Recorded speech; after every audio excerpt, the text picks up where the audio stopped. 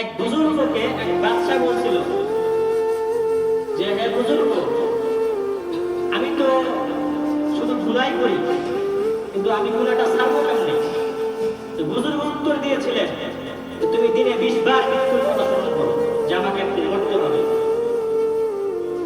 কয়েকদিন পর আবার বুজুর্গের সাথে দেখা হয়ে গেল বাদশাহ। তো এইবার বুজুর্গ বলতেছে, বুজুর্গকে এইবার ওই বাদশাহ বলতেছে যে, আমি তো দিনে 20 বার কেন 100 বারও মনে করি মৃত্যুর কথা, কিন্তু গুনাহ তো জানতে পারি না।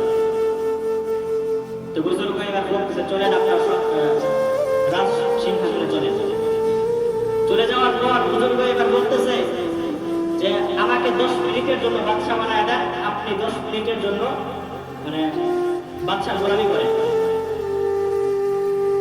তো বাদশা এবার নিয়ে দিছে।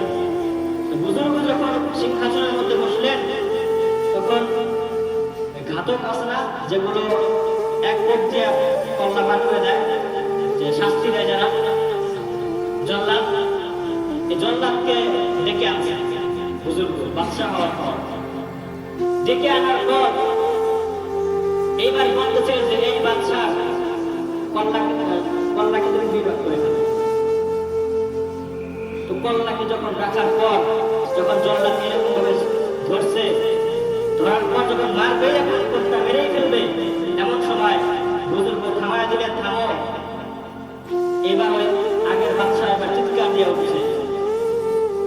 তো তখন বুজুর্গ বললেন, শোনো, এই তোমার একবার আজকের দিনে মৃত্যুর কথা স্মরণ করো। শুধু মৃত্যুর কথা স্মরণ করলেই হবে? কেমনে স্মরণ করতে হবে?